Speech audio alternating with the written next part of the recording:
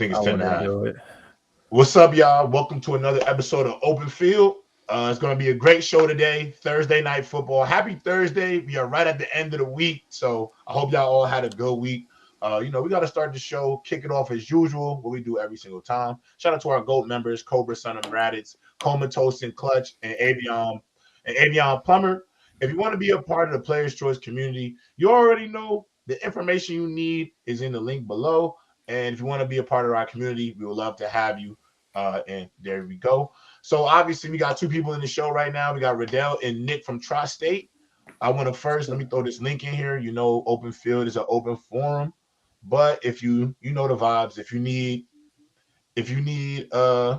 want to come up here, we need the webcam, good background. You know the vibes, same rules as always, and can't be in the car and can't be just sitting outside. So let's go. Let's get it. I'm gonna throw that link in there. And we're gonna start the show. Obviously, we had Coach Lightwork on the show 2 days ago. And obviously, no, not I mean on Press Box 2 days ago. And obviously we're talking about his Broncos. And the title of today's show is time for the Broncos to blow up their roster. There's been a lot of players on the Broncos roster who look like they could help a lot of teams out. And I also didn't realize like that Broncos roster is the performance doesn't really match the roster now that I'm looking at seeing some of the guys that they actually have on there. I think the 1-4 record that the Broncos have is 100% an underachievement by them in a lot of ways.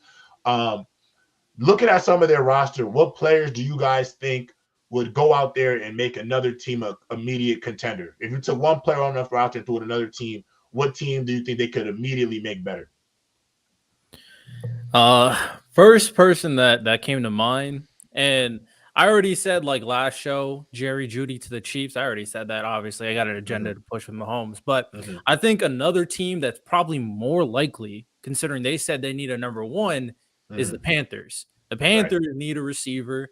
Adam Thielen, I still think is good, but they probably need someone a little bit more, even though Judy's been struggling a little bit, someone who can beat one-on-ones more often than not. We already know Jerry Jeudy's a really good route runner, so that can definitely help Bryce Young open it up. The Panthers said that they're going to simplify the playbook. So in order to do that, you need some people who can win against these cornerbacks. So Jeudy, do his thing. Thielen, do his thing. And I think that would be good for the Panthers. So I could definitely see Jeudy going to the Panthers. I like it. What about you, Nick? It's crazy. It's crazy to say this, but I'm proud to say this. I'm actually a Panthers fan. I've been a loyal Panthers fan since back in the day. Okay. So yeah, I would love that. I would love Jerry Jeudy. I'm huge on Jerry Jeudy. But I got an interesting one. David Bakhtiari out. Garrett Bowles to the Packers. Okay. Try to solidify that offensive line a little, maybe, or Justin Simmons maybe get traded. I'd like to see Justin Simmons get moved. I feel like he deserves to contend for a Super Bowl. They already said Pastor Tan's not available, but he's the golden one on that whole team. But I wouldn't trade him if I was Denver. So, Casby, you here? You could go. Go ahead. What do you think? This might be a little crazy. But, if they're really going to blow it up, they're going to go full rebuild this time.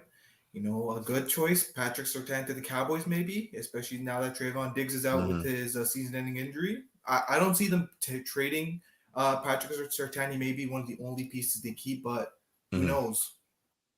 I like it. So for me, there's a few guys that I think potentially could really impact a lot of teams. So I'm gonna give 3 names specifically that I think of just off the top of my brain that I know can go to other places and help out. So Frank Clark is on that roster too. Frank Clark is a good edge rusher. I look at the Seahawks as a team that could use an extra pass rusher because I think all of us agree that Devin Witherspoon, you might want him to play the position that Jamal Adams plays and go get another corner, bring in Frank Clark, and you might be in a situation where you have Kobe Bryant and not the Kobe Bryant, Koby, Kobe Bryant, and rest in peace to the GOAT. You could have Kobe Bryant and Woolen as your outside corners, and then obviously you put Devin Witherspoon in like that fifth, that nickel hybrid, but obviously he'll play every down position. They up the sign. Yeah, I think this Spoon kid is actually really, really good. And I think if you put him in a situation where almost like how Tyrann Mathieu, where he has the freedom to really just play football, not have to be locked into too many things, kind of be in a situation where he gets to read the quarterback, make plays in coverage, and he could definitely tackle. He's a physical guy. So I think you may look at adding a Frank Clark to the Seahawks.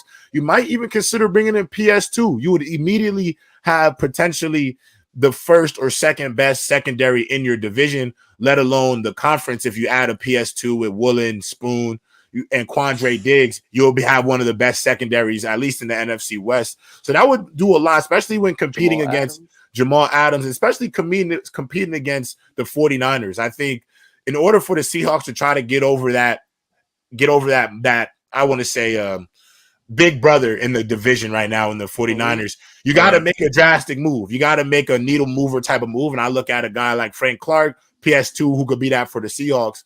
Now, here's an interesting name. I know Jerry Jeudy comes up a lot for the Chiefs right now, but I'd actually go out my way to go get Courtland Sutton instead of Jerry Jeudy.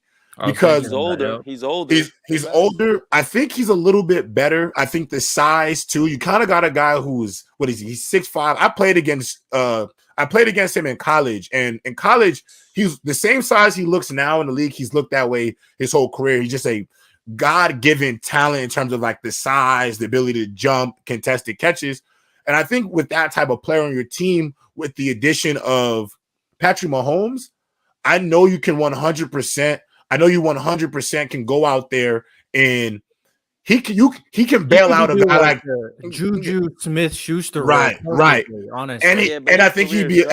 Juju look like he done, bro. They're saying his knees. I think his knees are bad. Yeah, bro. But outside of Juju, because I don't want to get lost in that. Courtland Sutton is a guy who can make contested catches, and a guy that Patrick Mahomes, as accurate as he is with the football, you could put him in situations where obviously there'll be contested catches, but he's such a big body and Patrick Mahomes is such an accurate thrower. He could be another bailout for him along with Travis Kelce, because you can, I know some people say you have speed, but they have speed. They got Rashee Rice, they got Sky Moore, they got Kadarius Toney. So nice. So they got guys who they could put in that speed role that they have, that speed slot receiver role. But I think you get a legitimate X receiver with Courtland Sutton. I think he would actually be a better fit for them instead of Jerry Jeudy. And then my last piece to this puzzle of guys that I feel like from the Broncos who can come in and make a roster better. If I'm the Eagles, I'm going to get Justin Simmons. The Eagles, I'll be honest, the Eagles adding Justin Simmons because I like the addition of Ronald Darby because they need a man corner. They needed a man nickel corner. I think with Maddox getting hurt, they needed another guy that can go out there and play man coverage. But the addition, Chef Kobe, you gotta get out of the car, bro. Rules is rules. I can't have you up here in the car, my brother. Anyway, you add Justin Simmons to that secondary. I think for those people out there who think the 49ers are the best team in the NFC, I think you add Justin Simmons. I think the Eagles go right back to the best team in the NFC, clearly, with the addition of Justin Simmons, because the D-line is already there. I like Slay. I know some people are up and down on Bradbury, but a guy like Justin Simmons is a great eraser for that secondary. And so I think you add him, they go right back into that conversation as the best team in football, let alone the best team in the conference. So I think there's a lot of things that can go on in that regard. And bro, that roster in the Broncos, there's a lot of pieces who can go in and be great. There's a lot of heat. And Courtland, bro, on paper. So in college we used to get a scouting report. That scouting report said he was about 6'6", about 220 when I was playing him in college. Bro, when I'm 6'2.5", like I'm in certain shoes, I'm a legitimate 6'3". Like I was a tall corner. Bro, I had to be about 6'6" when I played against him because Patrick Mahomes turns him to prime Michael Thomas. Yeah, because I looked at him, I'm like, bro, I'm 6'3". I was about 190 when I was playing with. But he looked, I'm like, bro, I'm 6'3", and I feel like you towering over me. You know what I'm saying? So, and maybe it's because he's so strong, so he's like wider body, he's wider built too. But I look at him as a great receiver. Well, would they be petty and not trade in their division? So this is my question to you now. Yeah, that's also a thing too. That division got some good receivers, though. Judy Sutton, but Adams. I think the Broncos are playing for right now. They look like they're playing for draft seeding, like draft spots. So I think you can do business within your division. You scratch my back now. Chiefs will come around and scratch their backs later in the division. So you know, it's still a business. Worry about it. Really, yeah, it's still a business. Point, you have to wipe the slate clean. I mean, you got to wipe the Broncos bet. I mean, you bring in Russell Wilson, it goes back fine. I mean, in the last couple of years, they had 5 head coaches. You trade picks and you get Sean Payton. So at some point, it's screw whoever. Pettiness and all that. You just got to wipe the slate clean again, and you have to hope to build something, right? Right. No, I agree. So early, the question I was asking the group up here is, what players on the Broncos roster do you think would make another contending team? Give me like a contender. Don't give me like a team that we know is not going to be in the mix in December, January. On that roster would make a contender, or is a needle mover for a contender potentially to help them get to a championship? I think first and foremost, any of them receivers go to Kansas City. It's a problem. Who else? Quarterback not up for grabs though, because I think Russell Wilson could actually do better in New Jersey with y'all with the Jets, if anything. But they won't give him back with Nathaniel Hackett. I don't know if that's gonna work out. I don't think that chemistry is shot, bro. Part 2. But I see the vision. Yeah, but I think the receivers going to Kansas City. Kansas City just a receiver away. They already cheap on him. They just a receiver away from being dominant. Like if you can get a legit receiver who can get open and give Kelce some more of that one-on-one coverage again, oh my God, they're gonna be back rolling. That's my biggest problem with them is that offensive. Their defense ain't too bad. It's mid to me. Like it ain't too bad. It ain't too great. It ain't too bad. But that offense is something that not have a mid Chiefs got us. Nah, I think they that's do not have a in the mid defense. They play well in the right moments though.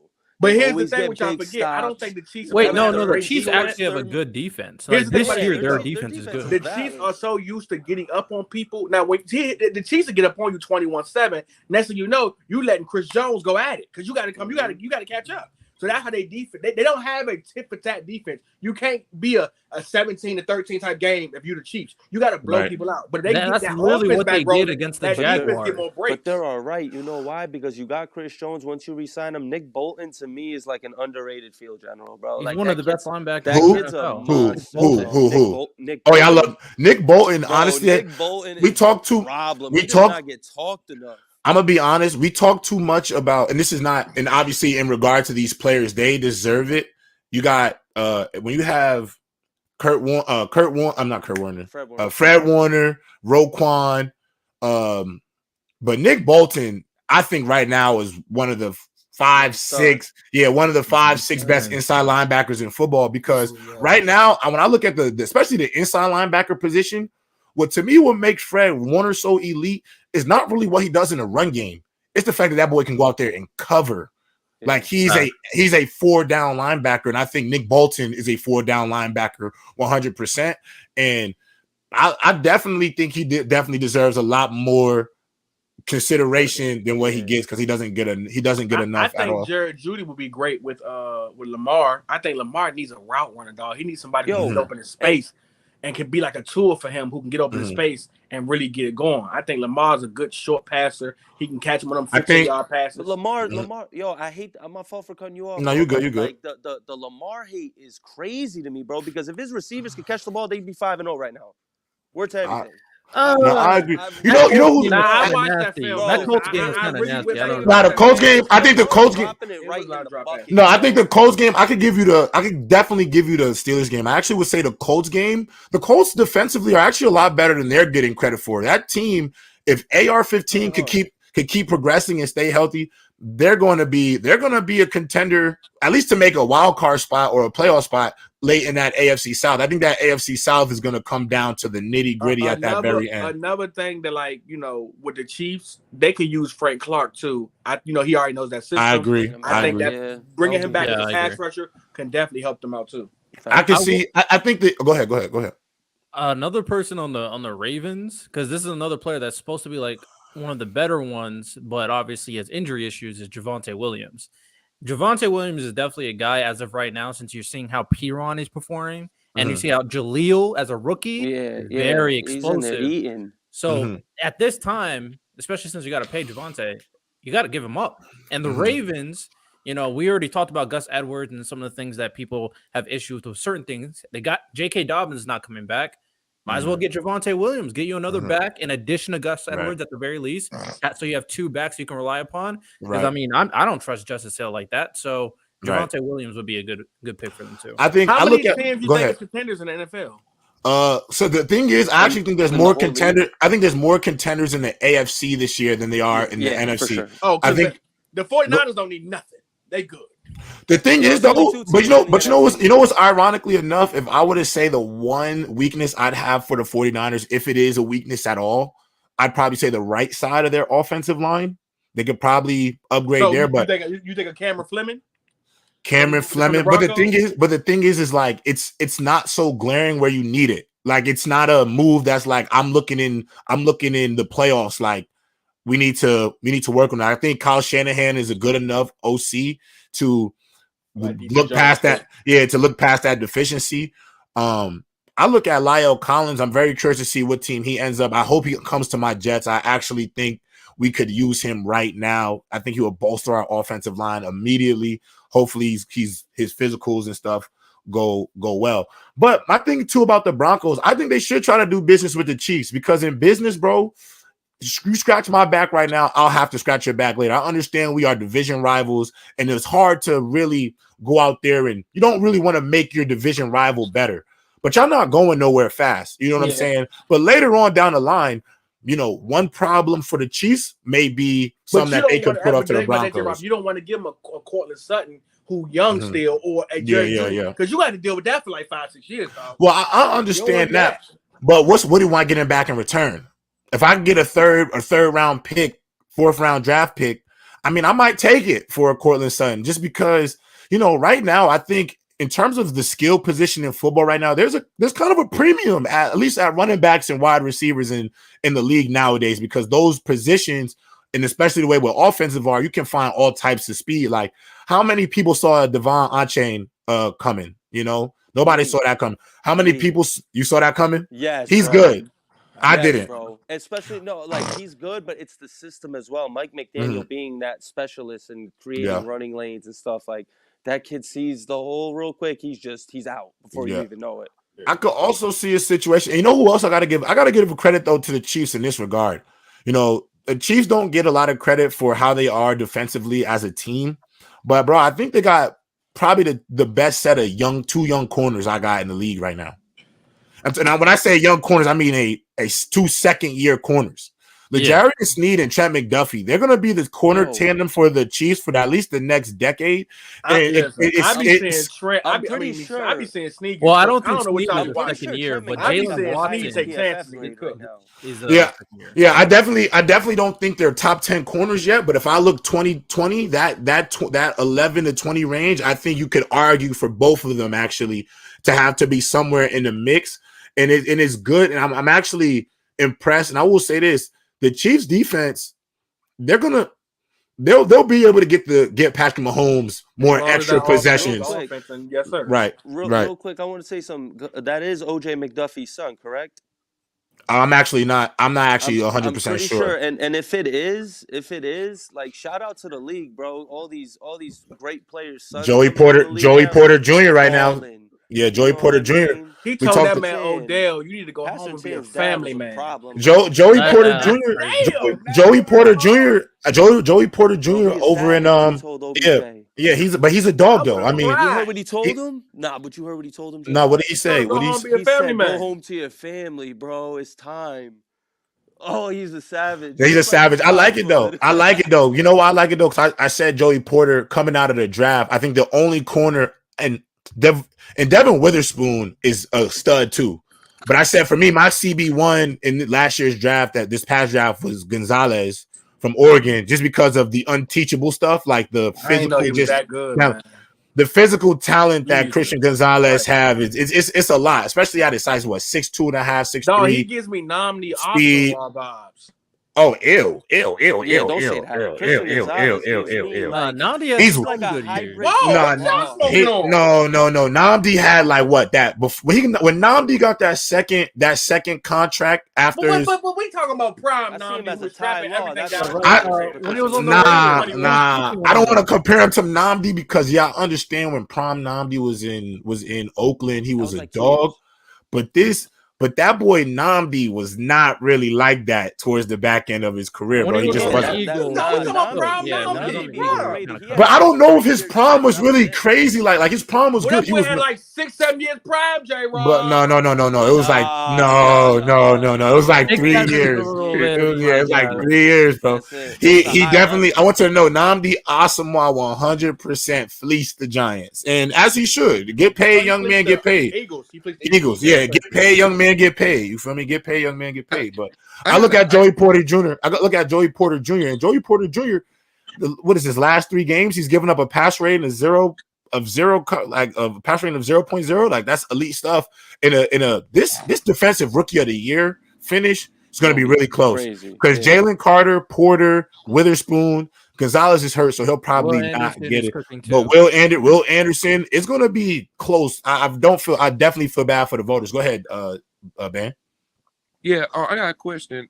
Lions, are they contenders, Super Bowl contenders to you? So, can I real quickly answer that? Go ahead, Nick. I got you, bro. Like, to me, nah. It comes down to San Fran and Philly and whoever's healthier.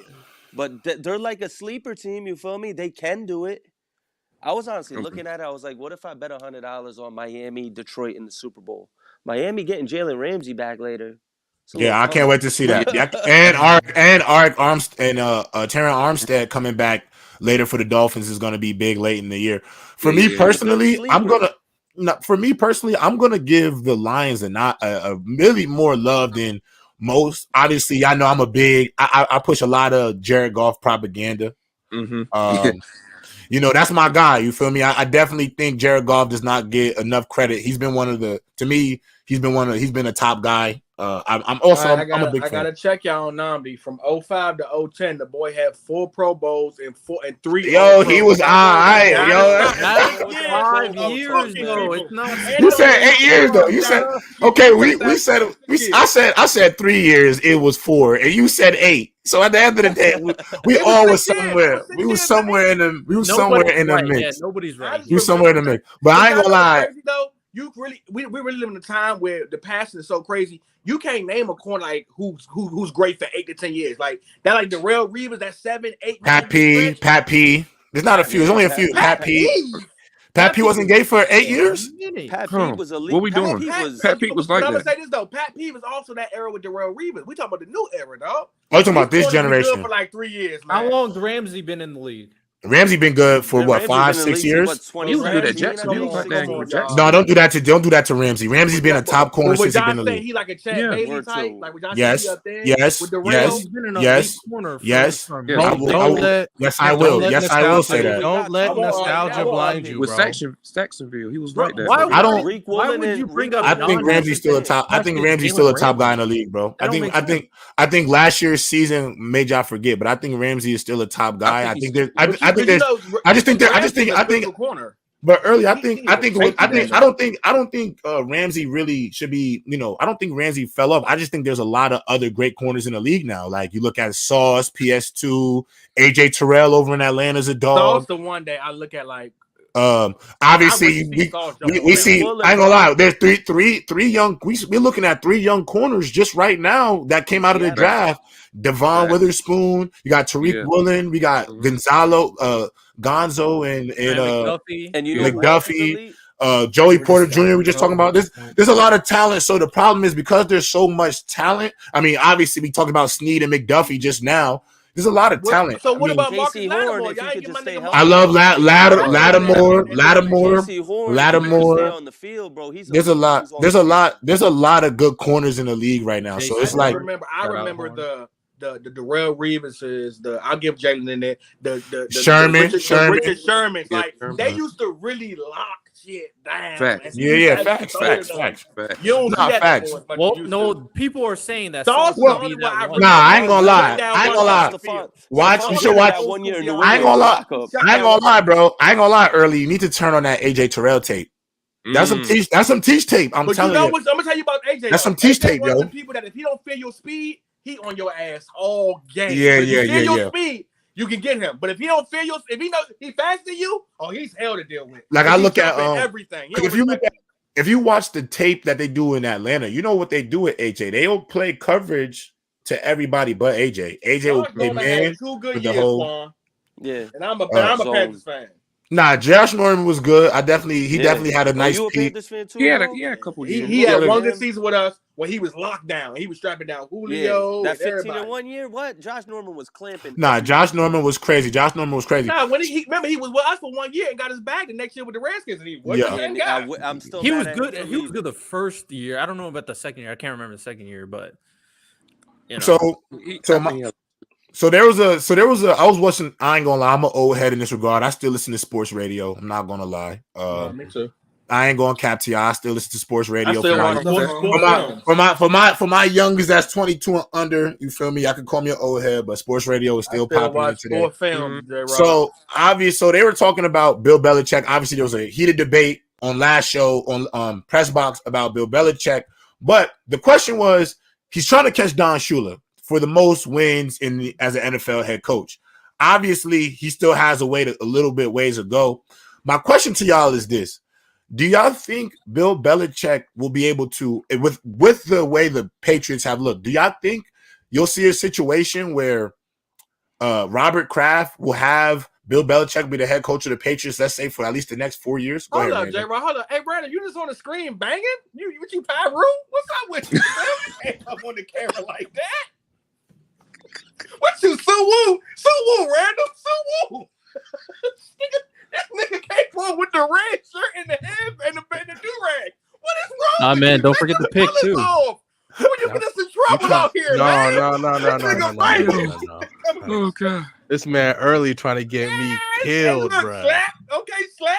Y'all act like I don't color coordinate my bandana with my shirt, bro. Don't but you can't do the red with the red, though. That's nasty. Man, he said you can't wear what But wait, early. You know what's the craziest part? You get an O2 right now. Wait, hold on, early. Ask him where he lived, though. I know you live in LA. You all right. Don't go outside with that. I bet he changed the outfit. It's just for the stream. Go ahead, Randall. All right. Slack. Trying to get me killed for it. All right. So, to be honest with you, the New England Patriots are in maybe one of the more unique positions because even when coming down, there's always going to be this pressure. Robert Kraft came in early 90s and immediately saw success when it was Bill Parcells and they went to the Super Bowl and they lost. Right. And obviously they go through a little bit. They try Pete Carroll, that doesn't work, but then they get Bill Belichick and they hit like the holy grail. 20 years of excellence. Was it 10? They go to 8 Super Bowls. They win 6 of them. Excuse me. 9. They go, my bad. 9. They lost the Eagles too. Yeah. Yes. 9. Oh yeah, my bad. So no, you're good. And then, mind you, every other year in that season, they're in the AFC Championship game. So legitimately, you mean championship? You meant to say championship.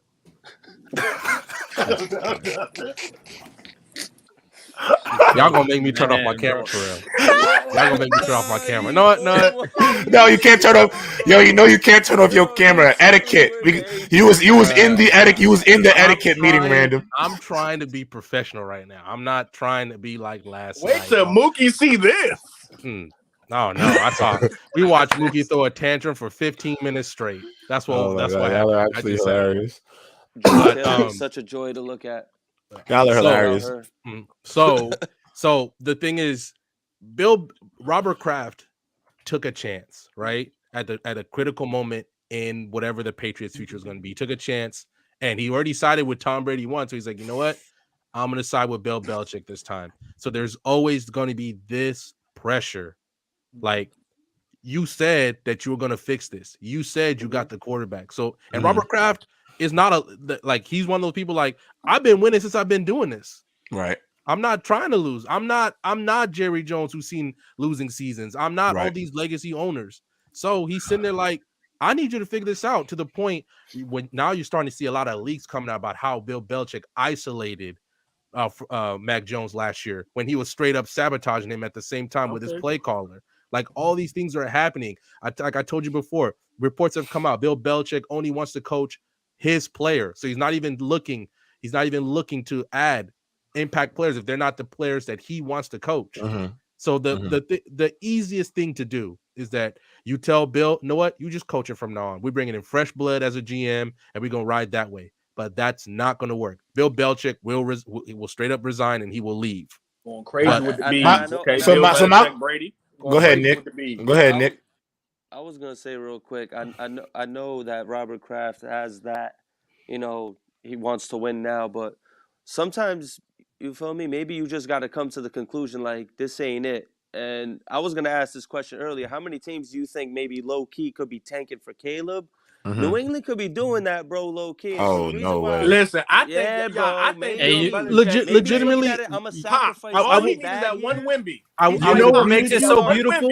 And he's back in the game. Exactly, early. You know what makes it so beautiful? We have Greg Popovich. You know, that team was on the way out long, and then he gets Wemby. Then we have the Patriots. Patriots. They've been like, okay, we've been meh. Now we're tanking, and they get Caleb. Bro, that's dangerous. I ain't gonna lie. I'm not gonna lie. I actually go ahead. No, go ahead, KSB. Yeah, I was just gonna say. I think what everyone's saying, that would be cool if they did get Caleb. But I think it's really hard because, like the dude in the red durag just said, y'all trying to get me killed, bro. You banging, bro. I ain't gonna hold you, bro. You definitely banging. Like you said, bro, it's one thing where my if you're white just bandana losing and you have like he's had your man got a Target shirt on. I'm chilling, bro. But yeah, it's like one thing when you have that established relationship and you have won a lot, but it's another thing when you're losing and you have this somewhat of a toxic work environment and you are being toxic to what's supposed to be your franchise quarterback or your future franchise quarterback. You get what I'm saying? Nah, bro. If he, banging that Target. Nah, bro. Y'all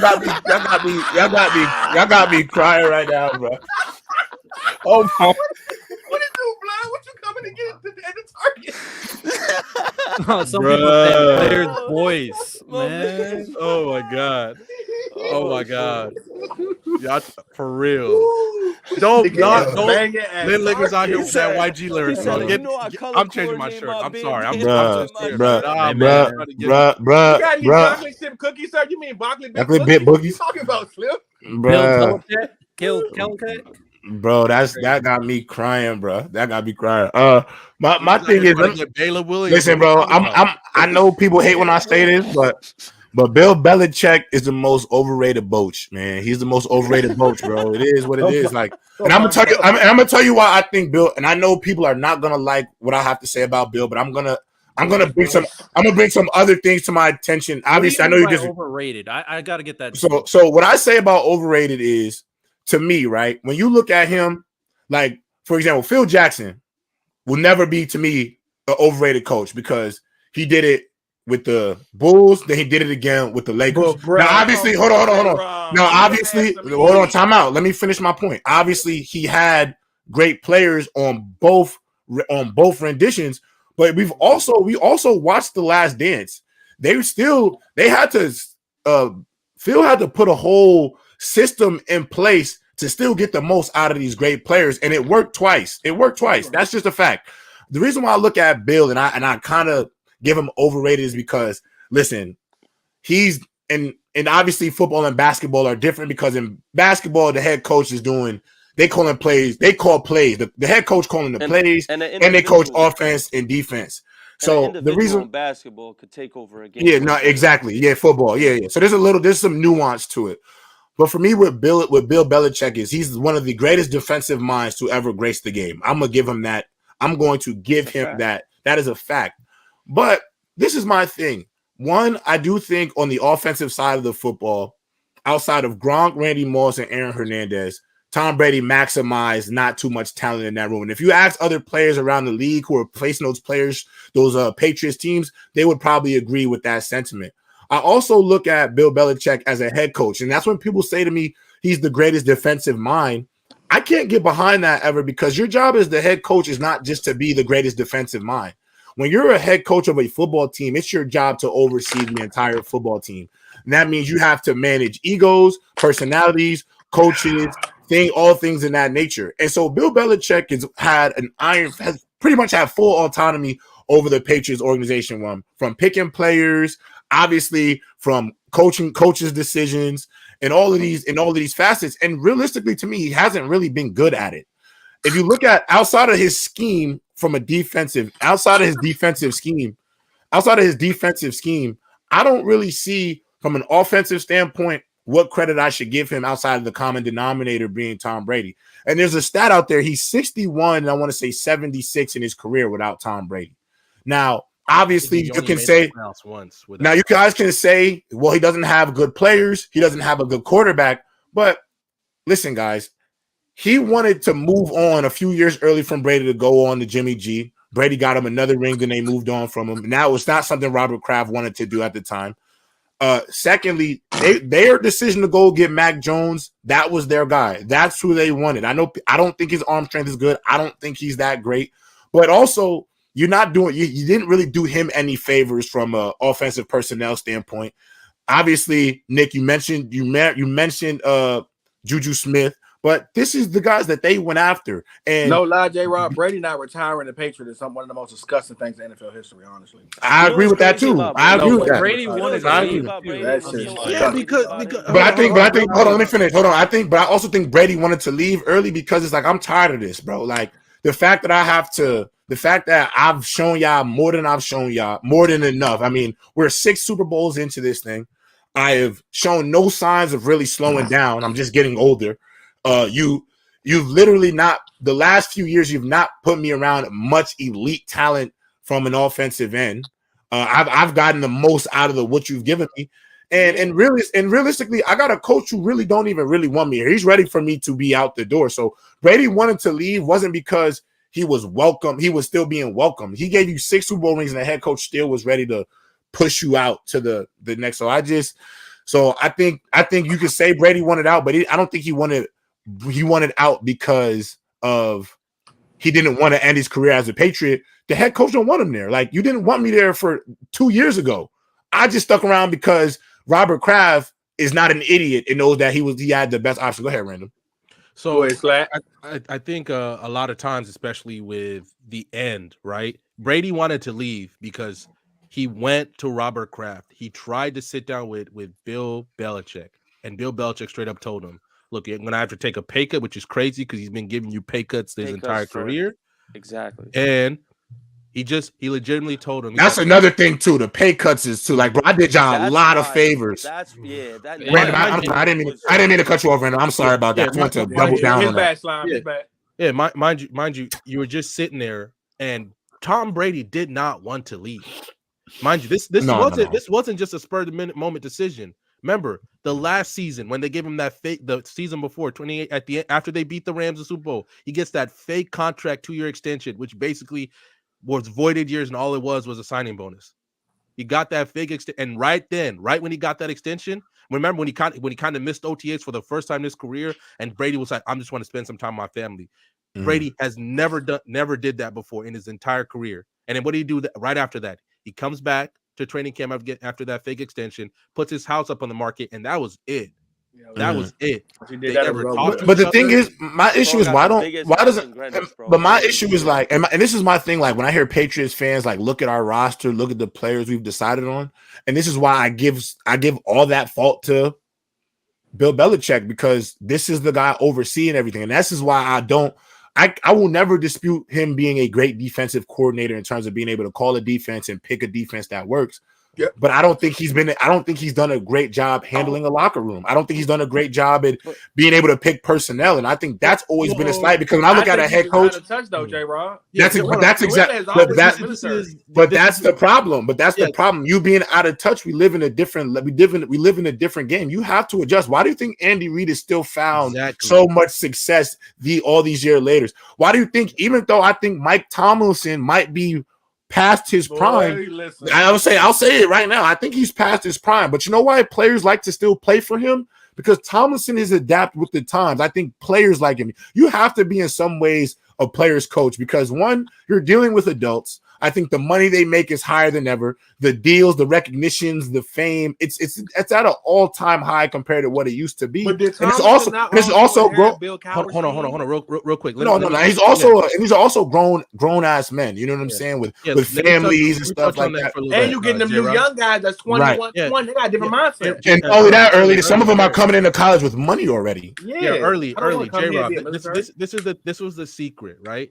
In beginning of Tom Brady, in beginning of Bill Belichick's Patriots tenure, he was very good at hiring the right coaches.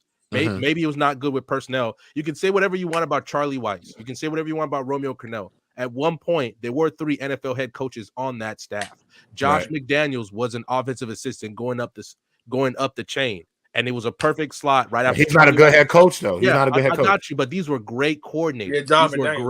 These were but great they also coordinators. Had great players on that defense. No, I got you, but so while Bill Belichick could be the asshole, right? Tom Brady was the player's coach.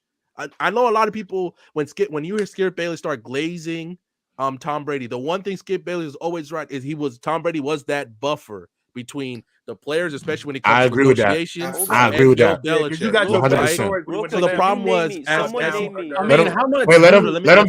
let him finish his point. So the problem is, as the dynasty continued, right? Josh McDaniels leaves. What do? They struggle. Bill O'Brien was cool, but Bill O'Brien couldn't mesh with Tom Brady. We saw that big fight that they had, that big yelling match that they had, but they couldn't mesh. And then Bill O'Brien goes to Penn State. What happens immediately? The first time he's ever done it, Josh McDaniels comes back.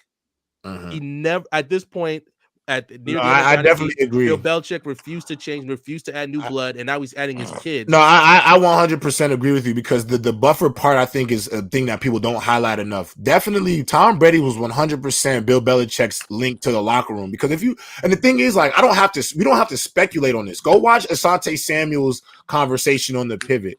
Watch multiple former Patriots players talk about that roster. They even say, Richard Seymour's Hall of Fame speech. He's talking about Brady. Richard Seymour's Hall of Fame speech. If you look at a lot of former Patriots, Lawyer Malloy. If you look at a lot of former Patriots talk about their time, even Gronk. If you talk about their time as Patriots, they say the Patriot way is not fun, but we win. And obviously, a lot of us love playing for Tom Brady, like Tom Brady, obviously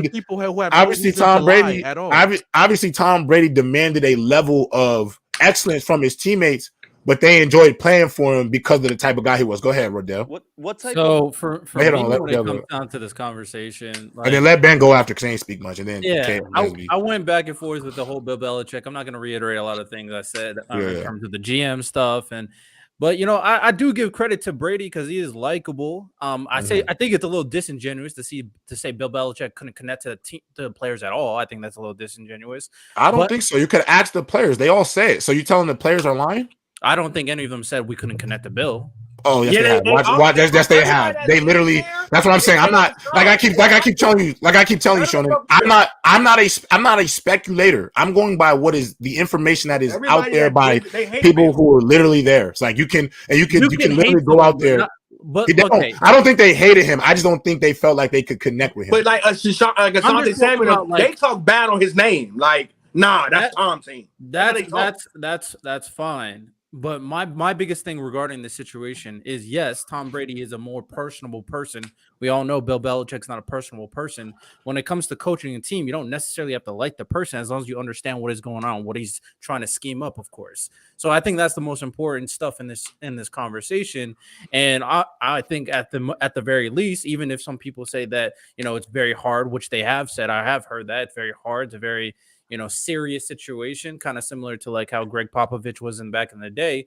But at the same time, I wouldn't go like, oh man, the only way we can survive on this team is if Tom Brady was here. Like I don't. I ain't gonna lie. I'm not gonna lie. Early. I mean, Shonen. I just think you're not. I think in some ways you're not being realistic. I don't think a lot of players used to sign to the Patriots with this idea that I'm going to play with Bill Belichick. I think they used to sign to the Patriots with. I think players. I'm telling you, they went out there to go play with Tom Brady.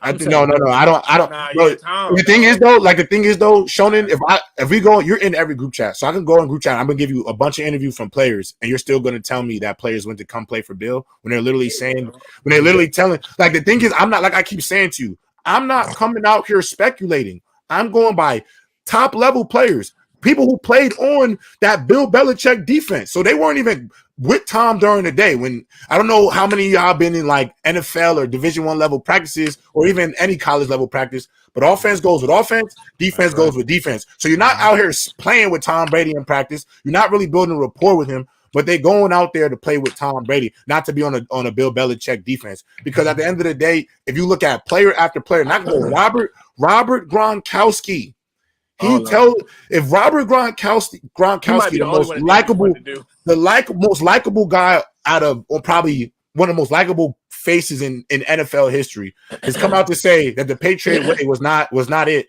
I liked playing with Tom, and then obviously he was gonna retire, but Tom decided to play football somewhere else. I'm going to go play with Tom. Leonard Fournette. I think that's disingenuous for you to say people are coming. But I've never heard somebody say anything glowing about. I've never heard a former player say anything glowing about Bill Belichick. I haven't. I haven't. No. But I'll be willing to hear the interviews. Gronk, I have heard. I mean, but it also Gronk and Tom Brady, like they have a connection. But I will be willing to hear. Bro, even defensive players. No, I'll be. What about those? No, I need to defensive. Bro, I'm not going to lie, bro. I'm not going to hear hearsay, bro. I want to hear him. It's not hearsay. You can just go out and look it up because you're assuming yourself based off absolutely no evidence. No, I said I'm not. You're just assuming. I said I'm not making an opinion on it when it comes down to them only going to the team for Tom Brady. So I'll be willing to hear the interview. But the thing that I want clarification on for you, J-Rob.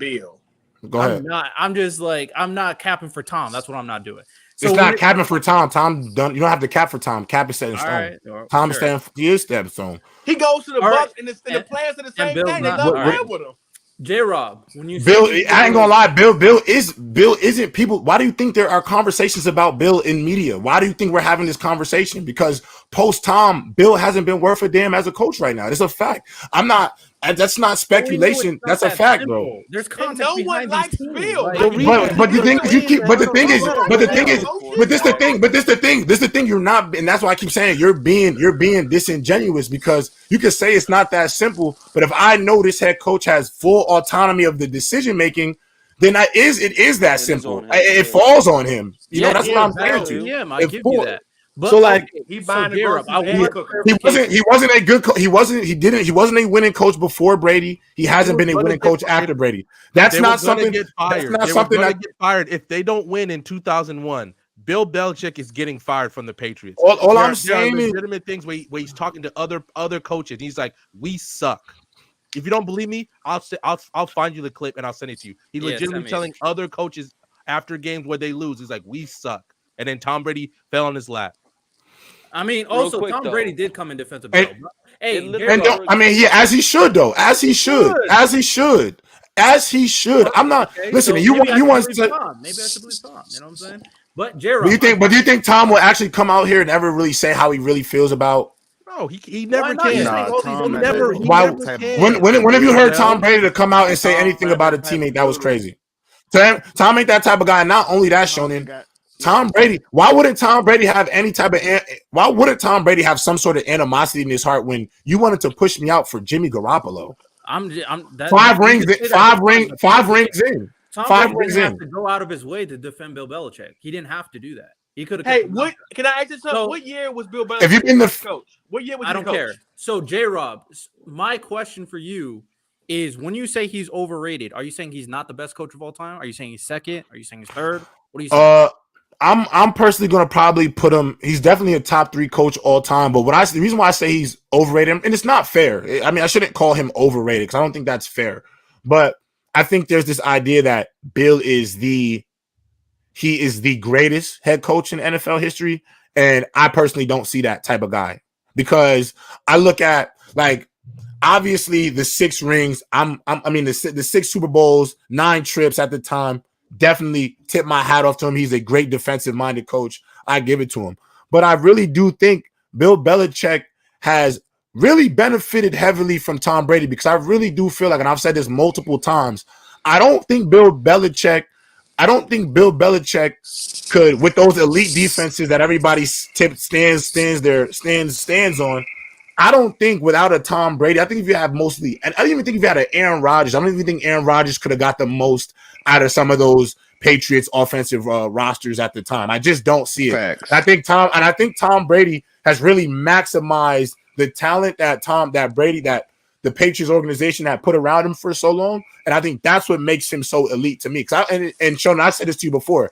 I don't think Wes Welker, I don't think Julian Edelman, the Amendolas of the world, I don't think they would have gotten the contracts or had the type of names they had as as football players or as wide receivers or weapons if they didn't play with a Tom Brady. I think if they were they started their careers with, like I said, you were right. I think if they were with Phillip Rivers for their careers, I don't think we would be talking about these dudes at all. I don't even think we would remember some of them. Be the greatest coach of all time. Like that's fine, but who would be curious? You probably say Bill. Because you gotta remember this. It's a lot of guys, bro. You could throw Larry Johnson in the mix. Disingenuous, Shannon, by saying you don't care when he got there, but he got there in '99. That first 2 seasons, he goes 8-8, 5-11, and as soon as Tom Brady starts to start, he goes 11-5. Who is this quarterback? Who is this quarterback? Drew Bledsoe. Who was the No, first for the And he got Browns. hurt in September, Who's a Pro Bowler who played in the Super Bowl For the Browns. talking 8-8 and 5-11. No, he was no. Drew Bledsoe. Oh, He got hurt September 23rd. He had a good. Are you saying Drew Bledsoe is the quarterback for the Browns? No, he was the quarterback for the That's what I asked. The first 2 seasons, and they went 8-8 and 5-11. I don't know who his quarterback was for the Browns, so I can't talk about that. At the end of the day, Mac Jones, and also like I hate when people keep talking to me about Mac Jones, but that was Bill's quarterback. That's who he looked at and said, "I want this guy." And this is why. And this is why. Nobody else to pick though. Like there is no one else they're going to pick. Stop it. See, that's the thing. You're saying that's such a bogus ass excuse to make because that's a bogus ass excuse to make because if you didn't want to take him, if you didn't have to take him, nobody put a gun to your head and say you had to take him. Then go in free agency. Take somebody else. You could have gone into the year. You could have gone to the year with other guys. At the end of the day, and the thing is, and the other thing too about Mac Jones that you're not being, I don't think you're being disingenuous. The other part that you're being disingenuous about, and I'm going to throw Mac Jones a bit of a bone in this regard. Shonen, you get this kid. He obviously showed us some promise his rookie year that he might be all right. His second year, you put Matt Patricia and Joe Judge as his offensive coordinators when they've never called an offense before. And you know why he did that? Why would he do that? So he can have autonomy. It's his ego, not that, but so he can have autonomy over offensive play calling. So he can have some sort of say-so in offensive play calling. So at the end of the day, I keep telling you the reason why you keep talking to me. Everybody keep talking to me about elite defense and this, but your job as a head coach is not to just call defense. You have to manage an entire group of men. And I don't think he's been the best at doing that. I think because he's had a Tom Brady in his locker room, he's been able to have that link to the locker room. And the reason why he's been able to pull certain free agents is because they want to go play with the GOAT. Like you want to go play with the GOAT. And I respect Brady now. And I respect Brady's legacy. I respect Bill's legacy 100%. But if I look at Andy Reid, Andy Reid didn't start winning Super Bowls till he got Patrick Mahomes, but he's been a winning coach since I've seen him play. Since I've seen him as a made Vic a passer. I could go by Vic. We can go by Vic. We could go by Vic. We can go Alex Smith. Listen, they were going to the playoffs. They went to the playoffs one year. Shonen, they didn't throw a touchdown pass to a wide receiver. Bill Belichick would not be able to get through something like that. Smith also was stop. You're moving the goalpost. Stop moving the goalpost. You're moving the goalpost because you're trying to give excuses. I'm giving what excuse am I making? Because you're talking about Alex Smith like he was moving up. If he can't throw on the 49ers, then why did they? Bro, what does that mean, though? What are you trying to say about that? What are you trying to say? Alex Smith, hold on, J-Rob. Drew Bledsoe wasn't a bum. You're talking about the 1 year, the one season with the Browns? He said, "Come on, I'm not." About Drew Bledsoe. So, but what does Alex Smith have to do anything? I'm talking about he was able to win football games with Alex Smith. He was able to win with McNabb, Vic, and that's not like you're bringing Kevin Cobb, Garcia. You're talking about. You're talking about the quarterback trending up. That has nothing to do with what I'm talking about. I'm saying as a head coach, this man has won before. He was able to win football games. He went to a Super Bowl before. He's been to multiple NFC championships prior to getting a potential GOAT in Patrick Mahomes. So all I'm saying, like I look at Andy Reid. Run first. Like I look at Andy Reid and I'm like, Andy Reid to me is going to be one of the top 3 best NFL coaches ever, and I think he'll have. He already is. Second, third year with Andy Reid. He throwing 4-5. If you look at Andy Reid's career, you go from the Chiefs, you go look at what he did in with Philadelphia, he's always been able to win football games. So I'm always going to look at him and be like, he don't get enough credit. And I can't use he had Mahomes. You can use the same he had Mahomes argument, but I could look at all the winning he's done prior to that. If I look at Bill Belichick, I can't look prior to Brady or after Brady and see a guy who's been able to find success. And y'all can talk to me about the rosters. You can talk to me about the quarterback. But at the end of the day, everything from the roster and the quarterback was all from Bill Belichick's schematics. You know, like right now, Shonen, would you all agree that hold on. Like, Sean, let me ask you a question. You would say right now they should have never got rid of Jacoby Myers, right? Right. Never. But whose decision was that to make that go after? Let's go get Juju Smith-Schuster and let Jacoby Myers walk. But also, a lot of people complaining that the Patriots didn't have receivers last year. So, I don't disagree with that. But what I'm saying is, who's draft? Like, they tried to draft these quarterbacks. They tried to draft, like, bro. He tried to, like, these bad players. What I'm saying to you is, they're going out to go get them. Okay, so overall, when it comes to the Patriots, like, I don't even mind if like someone like Andy Reid eventually dethrones him. I don't even mind if you want to say the gap between Bill Belichick as number 1 and the number 2 is closer. I'm just saying, like, okay, so after Tom Brady, we're just so quick to say that Bill Belichick is not the greatest coach of all time. What I'm saying is if people have him as the GOAT coach, I won't argue it because the resume speaks for itself. But I will say it's kind of like Russell Wilson.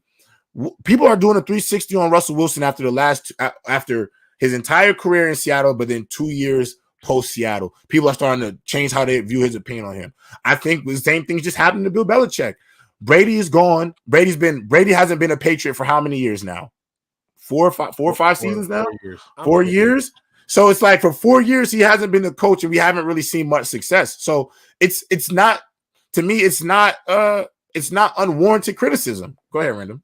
The reason why he's getting so much heat is because he legitimately sets the entire table. He picks the players, and he's terrible at it. That's why he's getting the GM. I agree. I've already agreed. So but the thing is, Shonen, that's a part of his. That's a part of it. That's a part of it. It gotta be his idea. It's a part. No, it's a part of his role. No, I'm saying it's a part of his role as the head coach. Like, it's a part of his role. It's a part of his role. I think how can't you agree? But see, that's the thing. Okay, wait. GM, I don't think. Okay, but Shonen, you're literally using the argument that he doesn't have good players, and so whose fault that he doesn't have good players? It's him. Again, he's a terrible GM. But who's making? But he's the head coach. He's making those decisions. You don't think Andy Reid had final say on I think he had say, but final say. Yeah. You don't think Andy Reid said we're going to get that kid out of Texas Tech? You don't think so? I think from what I've heard from Andy Reid, someone else told Andy Reid about him. And then they do not draft Mahomes. Riddell, they do not draft Mahomes unless Andy Reid is all in. Andy Reid even said it. Like, you got Andy Reid. So Andy Reid's still not the GM, so I'm not going to blame him. But do you understand? No quarterback. Like, when Tyrann Matthew got picked off the team, I'm not like Andy Reid. How could you? Like, what? That has nothing to do with that. That's not the analogy we're making. Hold on. Bill Belichick's a Tom Brady merchant. This is what I'm saying. I disagree. Riddell, this is what I'm saying. The coaches that he picks immediately affect how he coaches. If he's picking bad players, he can't coach around how bad they are, that affects how he coaches. Hey, Randall, you know, right behind after Tom Brady left, this man Bill Belichick only had 2 All-Pros. That was a kick returner and a punter. Yeah, and a punter. Okay, they haven't had a good enough team to have all pros. He's the one picking the team. I mean, the thing is, I ain't gonna lie, random. It's no point of just going back and forth because Shonen is literally choosing. But early, he's choosing not to understand. I understand perfectly. Nah, you definitely don't understand because at the end of the day, if you're not saying, first of all, okay, so I'm looking at it like this: we come on the college football show, right? Everybody's over here discrediting. What's the head coach for the Clemson Tigers? Dabo Swinney. Everybody's questioning him as a coach because his inability to recruit and his inability to utilize the transfer portal, his inability to get players. But he makes the decisions on who gets the offer. He makes the final decision on who gets the offer, who do we want to go after, what quarterbacks are coming in. He has full autonomy in that situation.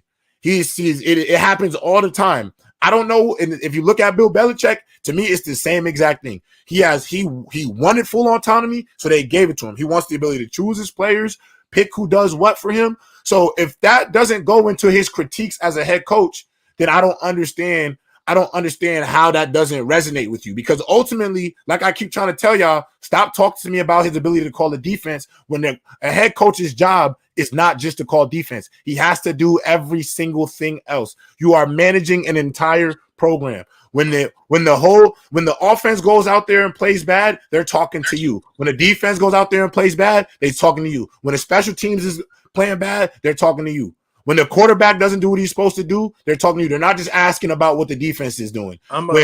When decisions are made from a front office standpoint, when an owner says something about the team, the head coach has to go up there on the podium and talk about it. So if he wants the full control of the team, I'm going to give him full control of some of these responsibilities. It's just the nature of it. I put it like this. Tom Brady is Jay-Z and Bill Belichick is Dame Dash. They were great together, but once Jay-Z left, he continued to be Jay-Z, and we wondering about Dame Dash. Yeah, I disagree completely. But I will say this. I don't understand how you can do that when you've legitimately seen him ruin a quarterback. The fact that you legitimately do not even agree with the fact of what he's done to Mac Jones is crazy. He has the nerve to blame him regarding Mac Jones. My thing was, when it comes to Bill Belichick, I've said this repeatedly. Now his old school style is definitely outdated. If he doesn't adapt, he needs to give it up. But it's been outdated. I've already said that. I've said but it's been outdated. It's been outdated. It was outdated. It was outdated while Tom Brady was still on the roster. Yeah, don't agree. But I will say this. So how do you not agree with that? Bill Harry didn't work. Going on now, Chad Jackson didn't work. Going on with the current system and the situation. Malcolm Mitchell didn't work. Oh my God! Lawrence Maroney didn't work. All that stuff is outdated. That's fine. I'm not gonna make the claim based off this outdated formula. It's been outdated for a long time because players who literally have said that his forms have been outdated though. It's been outdated. Literally, players who are former players while Brady was still in New England have come out to say that his style of play is outdated. The reason why we come back is because we know that boy Tom Brady is one of them guys, and so they only won the Super Bowl because of Tom Brady. In the latter part of the year? Who said that? If they won the Super Bowl in part of Tom Brady and Belichick, how is it outdated? It's a style of coaching. I'm saying the style of coaching. We also know that has nothing to do with winning. I'm talking about how players connect to it. That's what I just said. We all agreed. We literally just said the reason why it worked is because Tom Brady has been the buffer in the locker room. We stated that long ago. So don't act like you missed that point, because that's what was said. But Shawnee, you want me to give an example of Bill Belichick? Let me say this. I gotta go. Let me say this real quick because I gotta go. There's the one also thing. To this day, we still don't know why he benched Malcolm Butler in the Super Bowl. I'm about to say it. Ego. And you can legitimately say that cost. That's coaching. That's coaching. Okay, bad decision. Glad you brought up a coaching point. Bad decision. It cost them a championship. What are we talking about? Okay, and they also won. I mean, if you want to talk about coaching points, look at these last 4 years. His coaching has not been great. Right now, okay, what are we talking about? His coaching points has not been good. If we're talking about a coaching point, he looks bad. You drop your best corner and the most ever in the Super Bowl are being ran nowadays, and that is bad for him. So he might need to give it up. I agree. I already said I agree to that. All right, well, let's move on, because at the end of the day, looking at Bill Belichick, we'll really see, because Tom Brady owns part of the Raiders, and if they get better, we'll see who really know what they're doing. Tom Brady getting credit for the Raiders is crazy, bro. Come on, bro. For who? The Raiders? He probably making not right now. We'll see. Not right now. God, the Tom Brady glazes. Watch him be over there watching Caleb Williams play if the Raiders are bad enough, and he's gonna be like, nah, you coming over here, buddy. You coming over here. So I do want to talk. That's one of the things you want to go to. Caleb did say he'd go to Oakland or LA, the Raiders. So I do want to talk to y'all about another. I want to ask y'all about another topic before I got 2 topics before we start looking into. See you later, bro. Before we look into tonight's NFL game. So the Cardinals have been talking about potentially. Well, it's come out, but I always say if something's coming out by a credible source, they've heard it from somebody in the building. Usually, Lonnie, we need that webcam, bro. We know the rules, man. Come on, y'all disrespecting me. I disrespected. So Kyler Murray, what destinations would y'all like to see Kyler Murray if he's on the move in Arizona, and what team do you think he would make a contender if he goes to that team? Contender. Or even if I don't think he can make a team a contender, it's obviously how high you rate Kyler Murray. Well, the easy answer is the Falcons, right? Mm-hmm. Like, no, they're not ready. Yeah, definitely. Let him finish his point. Go ahead. I don't know if I agree to that because the Falcons' defense are legit. I like what they got on defense, especially their secondary. Oh yeah, they got the two running backs, Algier, Bijan. They here. Pitts, Drake. You convincing me a little bit. Come on now. So Kyler Murray, especially since he's like a mobile quarterback, so that'll be perfectly fit that in what the Falcons got right now. He'll make that team so much better, bro. I agree. Go ahead. Which I think. What? And if there's any other team I think he should consider going to. I like the Falcons. Yeah. But this may be a stretch. What about the Patriots? I don't know. Not really. No. I was just thinking because the Patriots they have the cap room. I think the problem is culture-wise it's not a mix of I just don't know if. Well, actually, you know what? It depends on who the offensive coordinator is. Because if it's still Bill O'Brien, it could work. My only thing is, will the style of play for Kyler Murray resonate with what they're trying to do? But if that's the case, they might as well give Cunningham a shot.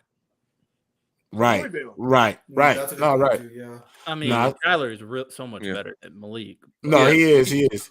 I just think it might be it'll be a compromise of style. I also think it'll be a compromise of personalities. To be honest with you. I agree to that. I don't know if Bill and Kyler would be able to coexist. At least might say no Call of Duty on the weekends, bro. He might really say I think I definitely think there'll be a easy clash in personalities. I don't know if that works. What about you, Ben? Yeah, I was gonna say Atlanta. I wouldn't sleep on Commanders as well because they probably don't trust Sam Howell over there, and I like Kyler Murray with Terry McLaurin, Curtis Samuel, and Dotson and them. But I know for Atlanta though. Kyler Murray's gonna hit Drake London. He go hit Kyle Pitts. He go hit them players. So and I think they can easily, well not easily, but they can win that division over there in the NFC South. So I'm going to Atlanta. I got one. Y'all ready? The Dallas Cowboys. Oh, I thought he was about to say the Panthers. I could see that too, honestly. The Cowboys would be Dak Prescott out of there. Trading for two quarterbacks I think that's good. 2 seasons. That'd be interesting. I don't lie. What up, Cruiser? One though, I'm thinking maybe the Tennessee Titans because Tannehill's getting up there in age, and they're going to need a quarterback soon. Oh, Titans. That's a good one too. I feel Titans could be going. Receiver. Oh no, he got Hopkins. I like them too. I actually think for me, outside of the Falcons, because they were already brought up, I actually really like the Commanders as a potential pick because I think they have the weapons. I think I think the offense that they I think the offense they run is a lot better too. Like I think the style of offense that they run would be more conducive with a Kyler Murray. I think Eric Bieniemy would be more dynamic with him than with Sam Howell. But also I like the Titans. I like the Titans as a potential destination as well. And also depending on how high you are on Jordan Love, it could be potentially you could look at the Packers as a possible destination. I don't want to put too much out there because I like Jordan Love still. I still think Jordan Love got a lot of good football left in him. Thank you. I think you got to just give him some time. It's not going to be pretty your first year starting in the NFL. I don't care how long you've been sitting. Like even like Geno Smith's resurgence, that doesn't happen too often, and at least he's got to play in a lot of football games prior to at least know the speed that the game entails. Someone said the Steelers. I like the Steelers as well. The Steelers are another team. Great. I say Raiders. Raiders need to blow it up, bro. I don't know about the Steelers, man. I don't know where I haven't really decided where I'm at on Kenny Pickett. Yeah, are y'all high on Pickett? Indecisive, bro. That's. I know he's a young quarterback, but I think that's an offensive coordinator problem more than Matt Canada. Like him. Yeah, he might need to get can. I will say I think this is a very important question though. Mm-hmm. If you're the Cardinals, now more than likely they won't get the first pick, but let's hypothetically they get the first pick. So if you're the Cardinals and you don't even know if Caleb is going to declare or not, right? Do you trade? Do you wait for the draft, or if you could only trade Kyler before the draft and after the draft you can't trade him, right? Would you trade Kyler? Would you risk it even though you don't know if Caleb is declaring? I'll be honest. If I'm Caleb Williams and I've watched any Arizona Cardinals games, I would be perfectly fine going to Arizona if I'm Caleb Williams. If you've watched the way they have played football, to me, there's a lot of good things to like about that Cardinals football team. I do also think they're a little bit more creative offensively than I think people have given them credit for. And I do think even if they had Kyler Murray out there, I think they'd actually be better with Kyler Murray out there. Just because I think Dobbs has been showing that his ability to run that offense. But if you go get Caleb Williams, there'll be a better football team. I actually kind of like Gannon and what he's trying to do over there in Arizona. So if I'm Caleb Williams, and this is my only thing about if you're slotted to be the number one pick in the draft, Shona, you can't really pick where you're going no matter what if you're going to be the consensus number one. Like, let's say right now the team is the Cardinals to be the number one pick. Okay, you don't want to go to the Cardinals. What you going? Yo, the Commander did Kyler Murray slam. He's so ready to leave that Panther train, bro. He's so ready. This man is so funny, bro. This man is fun. This man is so funny, bro. This man is so funny.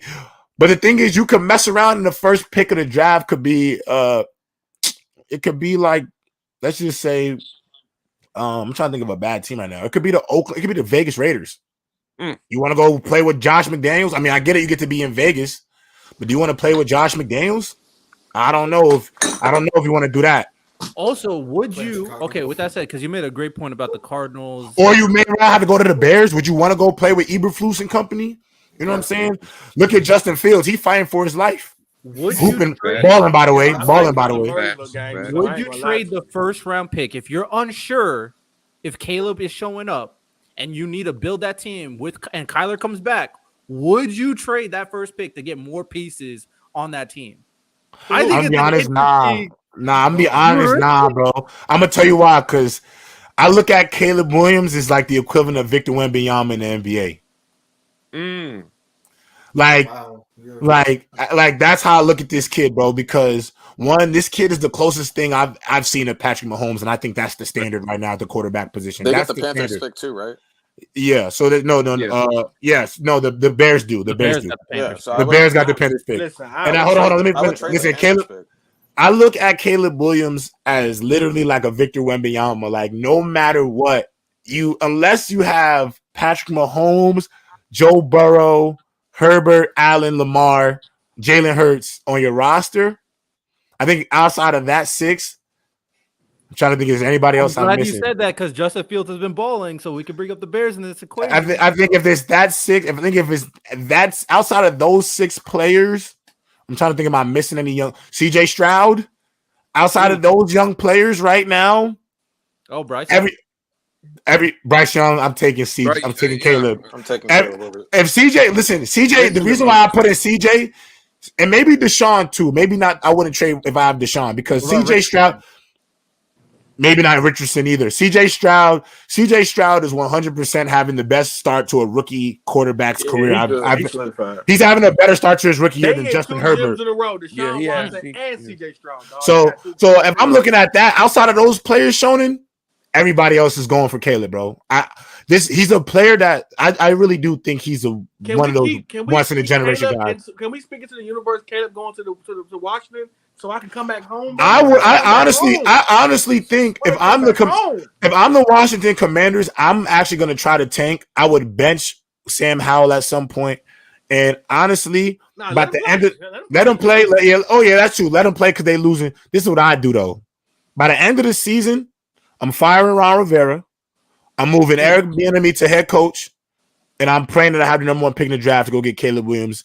And we're gonna have this great offensive mind with this absolute supernova. You got Monkey D. Luffy in the draft. You gotta go get Monkey D. Luffy, bro. He's the chosen one. That's a great. I think Ron Rivera. He's Monkey D. Luffy. You got to go get him, bro. I think Ron Rivera just gets elevated to only GM duties, and then Bieniemy just becomes the head coach. Get him. Just have him as like one of those like figureheads in the building. I don't want him making no executive. Nice guy, yeah. Washington. Just have him in the room as a consultant. Give him a title and let him just be in the building.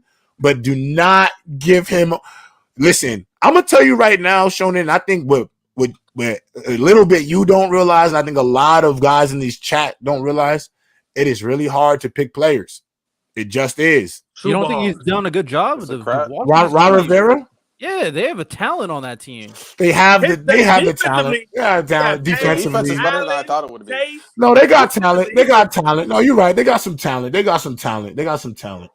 But I don't want to give everybody. A good quarterback will change. I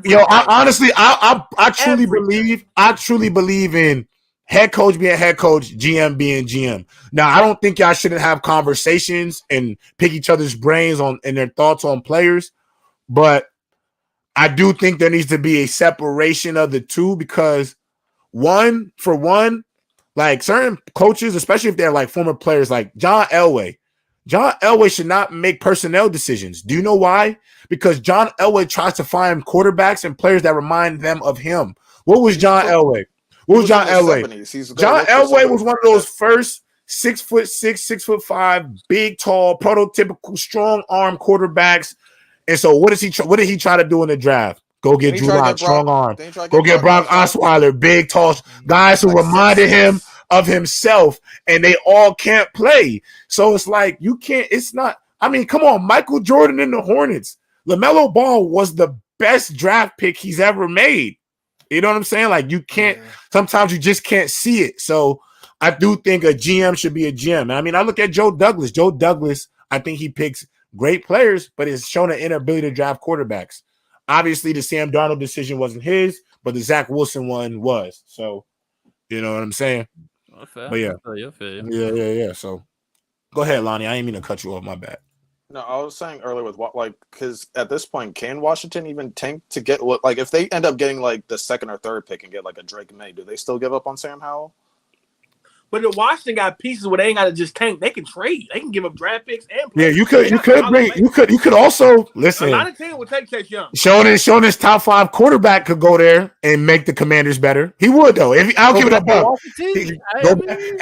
Hey, would you go back home if he come back early? If Kirk come back, you going back home or what? No, I wouldn't come. You better. No, but I like my cousin, but. I like my cousin, but I like him. No, but I do think he would make them. He would make them better right away. He would make them better right away. Playoff team for sure. But actually, in the terms of Kirk Cousins, what team? The Falcons might. Kirk Cousins is going to be a needle mover for a team. Kirk Cousins. I hope he go to a team with a defense too. So there's no excuses. Pittsburgh Steelers. The Cowboys. You need to give him somebody with a weapon. No, I don't want to root for the Cowboys. He needs a weapon. I can't have Kirk go to the Cowboys. Patriots. I can see the Patriots going after him too. Honestly, yeah, Kirk would be perfect for the Patriots because he's that type of quarterback they like. He could deal with Bill Belichick's personality because he's such a like. He's a. But he's the thing. Kirk got to realize that Kirk is 35. He got to go somewhere where they're gonna win immediately. He only got about 2 or 3 more years. Yeah, he can't go. We got to rebuild with him. He might replace Jimmy G. How old is he? 35. Oh damn. Yeah, honestly, 35. Like the Jets. But to me, 35 though is like that's good age for quarterbacks, bro. 35. Stop doing that. Yo, the old guys be balling, bro. The old guys be balling. We didn't got used to niggas playing. Drew Brees, Ben Roethlisberger, Rodgers, Brady. Yo, we done seen a lot of old guys still balling. But they Peyton Manning down the field. Yeah, but that's bad. That's bad turf on the stadium, though. Bad turf on the stadium, bro. You don't say that bad if you ain't that age, too, J. Rob. No, I understand. I definitely get what you're saying. Nah, you got it. It takes 2 years for him to hit the ground. Nah, you got it. So, all right, looking into today's game, we got the Denver Broncos versus the Kansas City Chiefs. Obviously, I think I know everybody's opinions on the game, but I do want to hear your thoughts, predictions, and scores. Starting with Shonen, KSB, Lonnie, and then early you finish us off. Pause. Okay, well, I expect the Chiefs to win. No surprise, obviously. Jesus Christ.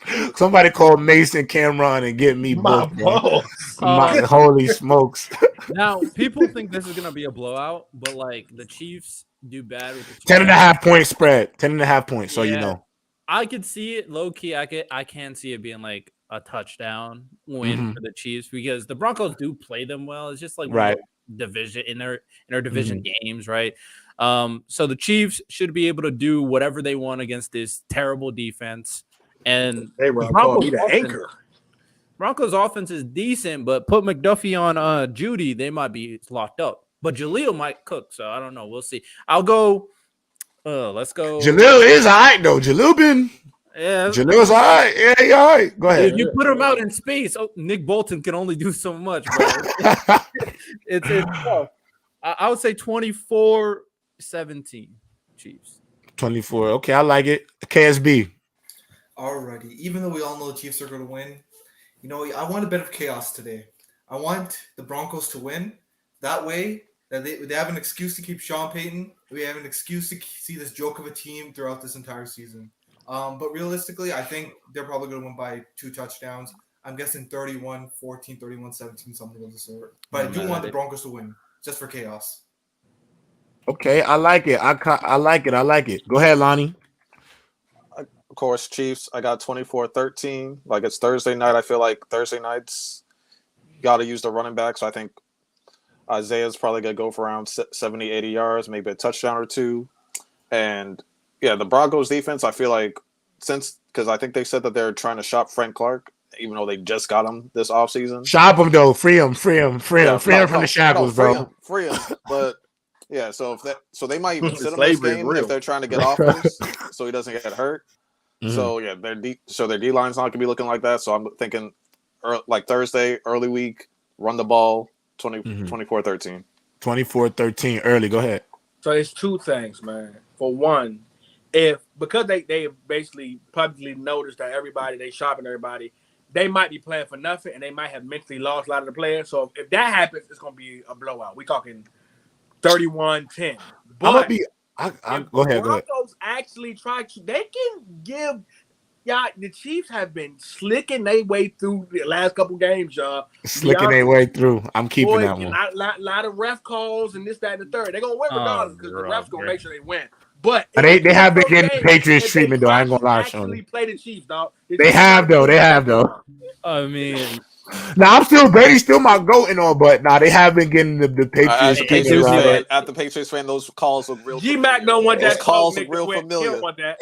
Hey, for me... I'm trying to go 2 for 2. I'm trying to go 2 for 2 on Thursday night predictions. I'm trying to have the best Thursday night football prediction on the internet right now. So, with that being said, the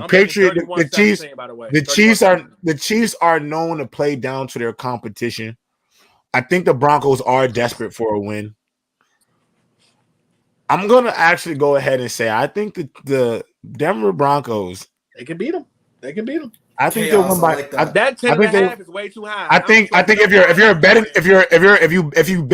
you're a better, go plus 10.5. I would put my mortgage. I will put the rent money on plus 10.5. I swear I'll put the rent money on plus 10.5. But don't put it on first half because they'll probably be up. Put on the whole game. Put on the whole game. But I expect fantasy owners expect a big game out of Kadarius Toney. I'm going to throw that little caveat out there. I think this will be the Kadarius Toney game. But I do think at the end of it, the Chiefs win by 3 points. I wanted to shake it up. I wanted to shake it up and pick the Broncos, but I'm going to just say the Chiefs win by only 3. So it'd be a missed call, J-Rob, regardless. Yeah, I think plus 3. I think it'll be plus 3.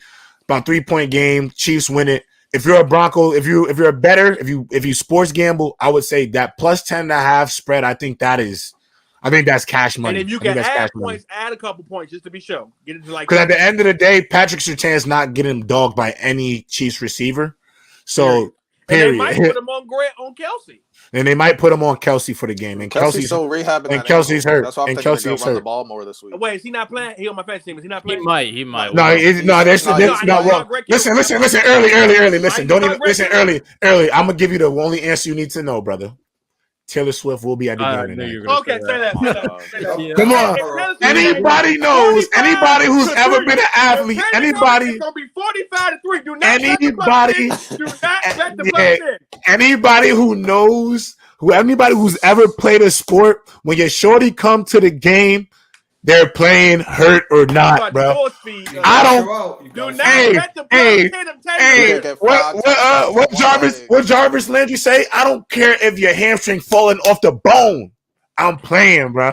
I'm playing. So yeah, he's playing tonight. I'm gonna take the Chiefs by 3 though. Plus 10, guys. I did not know bet the plus 10. Bet the plus 10. Bet the plus 10. Pacheco and or McKinnon could also. And also, young Iko said the best. The Chiefs have not beat the Broncos have not beat the Chiefs in 8 years. But I'll take the 3 points. What time is open field on the East Coast? 4 p.m. Eastern.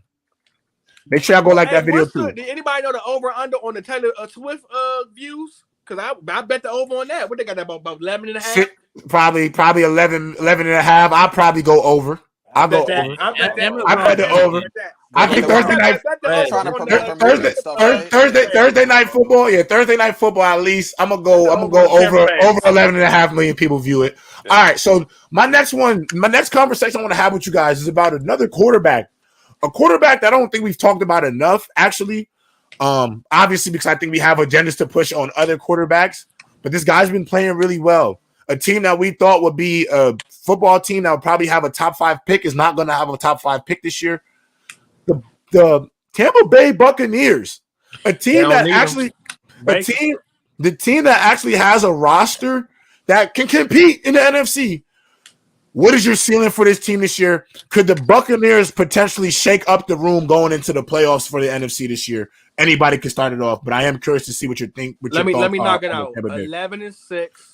I think Baker is another one of them guys who has a win. Yeah, really, Baker has. Can he get comeback player of the year?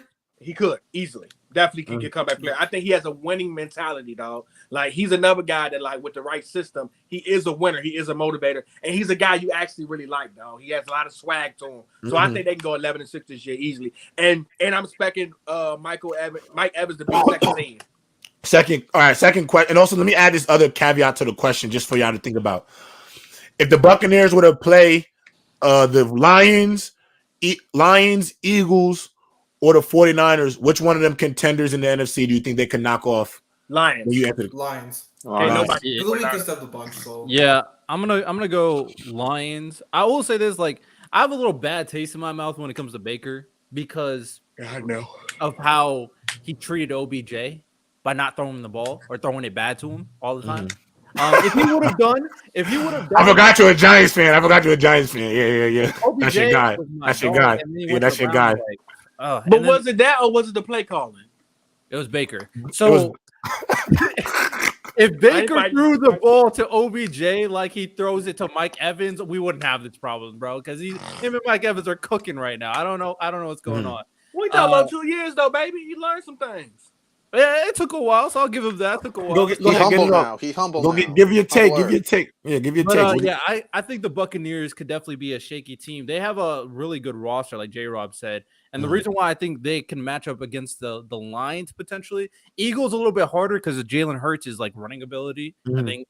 But similar, the running game for the Lions, I think the Buccaneers have a good defense. They're stout up front. They're front seven, so I think they can limit the run game to an extent. And I would be curious to see, like I've already said, how the Lions fare when their run game is not cooking like it has been this year. So Montgomery's been balling. Montgomery's been balling. Cooking, bro. Baker's done really well. I thought the Buccaneers would be a bad team this year, but he's really surprised me, especially under pressure. He's a cornerback. I saw a stat. He has a completion of like 23 out of 35 or something like that, and like a touchdown over 300 yards passing under pressure. He's been exceptional. So. Definitely, they're going to win the division. I mean, the rest outside of Atlanta, they don't really have competition. In terms of playoffs, Vikings, Lions. No, NFC South. NFC South. This is Saints. This is Saints, Falcons, Panthers. I think we talking about the Lions. Yeah. We won't win it. They'll probably win the division, and I could see them winning a playoff round, but then they'll losing the divisional. But fantastic year for Baker Mayfield. Baker Mayfield truthers are having the time of their lives right now. I think I want to be real nasty. I think if Baker can get it going, we can get an Eli Manning type Super Bowl run out of Baker. Bro, I would love to see it. I would love to see it. Actually, I would love to see it. Oh, that'd be so. Bro, it would. I ain't gonna lie, Shona. It sounds crazy. It sounds crazy, but how fun would that be? How fun would that be, bro? He could never win a game again, and he would still. Bro, you know how hard. I ain't gonna lie, bro. I'm gonna tell you right now, gang. If Baker Mayfield pull that off, your man Smoke Cousins is dropping on the top 10, bro. He's dropping, and Baker's going ahead of my dog. Yo, if bro. Baker wins with the Buccaneers, what we saying about that Tom Brady Super Bowl? Nah, Brady doesn't show you too much. Nah, we saying nothing. Yeah, nothing. I ain't saying nothing, gang. Nah, I ain't saying nothing. If anything, we say it must be something in that locker room. State Farm is gonna have to come back to Baker Mayfield and apologize for not having him in those what was it? Progressive is gonna have to call Baker Mayfield, say we sorry, up that bag to $100 million to do them commercials for the next decade because he take the Buccaneers to a Super Bowl. That's what Baker gives me, that like Nick Foles, Eli vibe, dog. Like he wasn't I can see it. Table on you, let him. Here, run the table on. Nah, Nick Foles is nice in the playoffs, though. I give it to him. He plays some good playoff football, bro. Joe Flacco too. But Mike Evans is injured. Joe Flacco too. Right? Mike Evans, I think he got injured. I don't know how long he's out, so we'll see. Because ultimately the Buccaneers, I guess, and the problem is, well, actually, Lonnie, you go ahead because you got to give your take, and then I'll go ahead. Mm-hmm. I still think they might go 10-7, 11-6, but if they do end up falling off, they do go on a losing streak. Like, watch out for them maybe trading Vetta or Devin White. I think Vetta's one of those. I think Vetta's like a top 5 DT. So maybe a team like the Lions, a team. Maybe I don't think the Dolphins have enough capital because they be trading everything. But no, I think a contending team, if they get Vetta and they plug him in, it's gonna be a game changer. They really got a lot of heat still, man. I ain't gonna lie though. If you look at the Bucks, yeah, bro. I'm literally looking at their roster right now, bro. Listen. I think I think this was the problem as fans that I don't think we took into account. Is like they just didn't have a quarterback. It's not like the roster was bad. You know what I'm saying? It's not like people forget that last year Tom Brady played, everybody got hurt. Everybody got hurt, and they were still. They could sneak into the second round for sure. And honestly, remember that Rams game could have really went either way. They could have been back in the NFC Championship, headed to another Super Bowl. So that team is still good as constructed. They still good playing good defense. I think if they're going, but I will say they go as far. Everybody from the Tom Brady era. Yeah, they do. They literally do. They don't.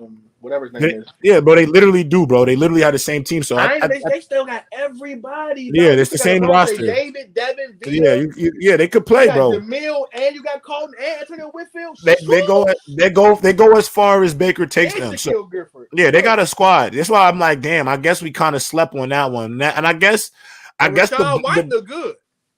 And I guess we shouldn't be surprised because Baker did look good that stint with the Rams before he signed with the Buccaneers. He did look good. So I mean, I think, but it looked good. It was a good looking 2 games. He had a really good win. I forget which team. Like the Rams. It was with the Rams. No, there was a team they were facing. It was a really good game from Baker. Yeah.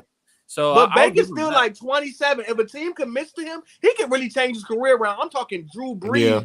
It could happen. It could be for the next 7 years. No, don't make the face. Don't make the face. It could happen. Don't make the face. Listen, bro. You gotta remember, he still threw 30 touchdowns as a rookie. This kid's not a bum. He's not even a kid. He's older than me, but he's not a bum.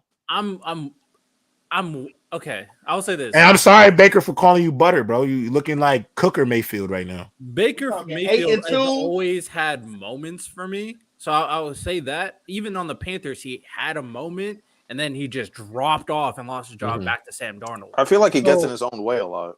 Yeah, so we'll have to see. Like, yes, they've been playing well. Baker has been doing a lot of things, but those plays where he gets out the pocket and gets that extra yardage, when he can't get that anymore moving forward in the season, like who will he really be? I'm curious to see. So okay, I'm gonna wait. But I mean, he looked good though. He's looked good though. Picked him up a year or two sooner, and he could have sat a year or two behind Tom and then took over for Tom, I would really love that. Yeah, that would have been nice. That would have been nice. So definitely hard on him because if you look at his career, he's had 8 offensive coordinators and 7 head coaches in the 6 years of his career. Yeah, and a lot. He was drafted the Browns, a team that hadn't won a game in like nearly 2 years. So we were really hard on. This is really the first. I mean, he did have coach of the year, and then the Browns. It's a complete team. I will say that. Yeah, I also say this too. Plug and play type game, like you need consistency. And he's never had as many weapons. No, you need continuity. But you know what else it is early? I don't think he's been outside when he was with the Rams, but we knew that was obviously going to be limited due to the fact that they were going to clearly bring back Matthew Stafford. He was hurt, but I don't think Baker's been since his time in the league been with a team with this much like established culture. You know what I'm saying? Like the that obviously the weapons, but the coaching continuity, staff. No, but I don't want to talk about the way. I think the Browns as a whole was just was a chaotic franchise from a front office coaching standpoint. And I think that does affect players because I'm gonna tell you why. I'm gonna tell you as a college player that when I was in college, I played for a program that I had 2 different coaches during my stint there. And the second coaching staff was completely chaotic. They actually lost more games than the coaching staff that I had previously. And you can tell from a continuity standpoint from players, nobody was really happy. Nobody really knew what was going on all the time. There was on-the-fly decisions at offensive and defensive play calling. There was never any type of continuity. And I think with the Buccaneers, Baker has that continuity that he's never been able to really have before. So I'm really excited to see the future. But for our next topic, obviously we're 5 weeks into the season, going into week 6. So the first about quarter of the season is ended. Obviously, there's still more time to go. I think the big football starts to begin in November, December. But with that being said, so far, 6 weeks into the season, going into this weekend, hottest take so far going into the year, going into the future of the season. Let's pull up these agendas real quick. I think Brock Purdy wins the first unanimous MVP. It's impossible because Lamar Jackson. I know. But I think Brock Purdy gets MVP this year. It only takes a little bit. Let me stop. Let me not even get on that with him right now. No, I just think he wins MVP this year. Now, the craziest thing you said, though, was yesterday when you tried to cape for Matt Hasselbeck with the Seahawks. That had me crying. That was crazy. Go ahead, Shona. What we got? I guess my hottest take, which has been proven true, to be honest, was that Cowboys offense since week 1 were frauds. I watched that Giants game. We lost because we were nasty. I don't know what we were doing, but we were playing football. So that game was just disgusting. So yeah, until proven. It was raining. Yeah, maybe. Yeah, whatever it was. The Cowboys offense are frauds until proven otherwise. Will they be able to beat on bad teams? Yes. But this week, when they play the Chargers, who does not have a great defense, and the Chargers will make it a shootout, will it be a back and forth, or will the Chargers blow out the Cowboys? That's what I'm curious to see. Well, that's what I'm curious to see. So I like it. I got a nasty take, but I'm gonna wait. Go ahead, KSB. What we got? I don't have a hot take right now, but the hot take to start the season was that the Packers are going to win the division. They're going to go 11-6, but right now that my dreams and hopes are dead with my team, so I'm screwed. As of right now, I don't really have a hot take. I mean, all my takes have kind of mellowed out. I gotta think for a second. Go ahead, Lonnie. Well, my first hot take for the beginning of the season has been coming true. And that is that Bill Belichick will be a terrorist all season, and so we can bring in Caleb Williams for our new dynasty. And so far it's been working out. And I think I think the Ravens are going to end up being in the AFC Championship game. Okay. I think if New England continue to have these 34-0, 38-3, I think we will read across the headlines after 23 years of coaching the New England Patriots. The Patriots have let go Bill Belichick. If they lose this weekend? No, I'm saying you give me if the Patriots go like they're not going to the playoffs, so they're going to win single-digit games. No, they're going to win maybe 5 games, maybe 5 games. How about this? You give me 4 more of these 34-0s, 38-3. He's not. I'm telling y'all, It'd be like week 10 They want a tank though. They want Caleb. Yo, but I ain't gonna lie, that conversation that Robert Kraft is gonna have with Bill Belichick is going to be, oh man, I wish somebody put that. I'm from Boston. We're not used to He might tell him because y'all keep saying make him just. Nah, you're not. I think he walks away. I think if Kraft says, dog, we can't have you getting the talent and being a coach, just be the coach. I think he walks away, dog. And he said, you know what, keep the team. I think he walks away because in his mind, I'll get a job anywhere else. I really believe it. Yeah, I don't think he would. Somewhere else. Yeah, no, I mean, yeah. If Bill Belichick steps down, every team that needs a head coach, I mean, they're gonna go after him for sure. I bet you he's not gonna get fired. I bet you he'll be the. He might get hired by Tom Brady to be the coach of the Oakland Raiders. I mean, the Las Vegas Raiders. You never know. If that happens, I'll be sick for Tom. I'll be like, "Oh, Tom, what are you doing? You're making me look bad right now, bro. Making me look terrible, Tom. What are you thinking?" All right. So my hot take right now is, I think the Ravens make a crazy move at some point this year for another wide receiver. I think they try to go after. I think they either go after Devontae, Sutton, or Judy, or they try to go get Scary Terry out of Washington. And I think they'll give up a first-round draft pick for any one of those. For Devontae and Scary Terry, I think they'll give up a first-round draft pick to go get one of those guys. Take actually link to that. I was about to say that Devontae was going to request a trade out of the Raiders. Because I just don't know. I don't know if Rashad Bateman is the number 3 receiver I thought he'd be. I'm not too high on. I like Zay Flowers a lot. Actually, I just think he's still a young player. Got some development he's still going to have to do. And Odell's health is always going to be a problem. So I think they make one more big move for a. Yeah, I think they make one more big move for a wide receiver. In terms of the super chats, Lonnie, you sent one. As a Boston native Patriots fan with J-Rob saying 100% facts, I know. Somebody needs to tell Shonen that. Get them likes up, y'all. And then the last one is Terry with 2 dads. That boy got 2 daddies.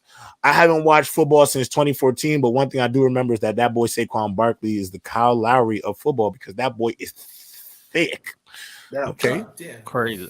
I did want to say, Shonen, Jesus Christ. Shonen, before I hopped on here. My goodness.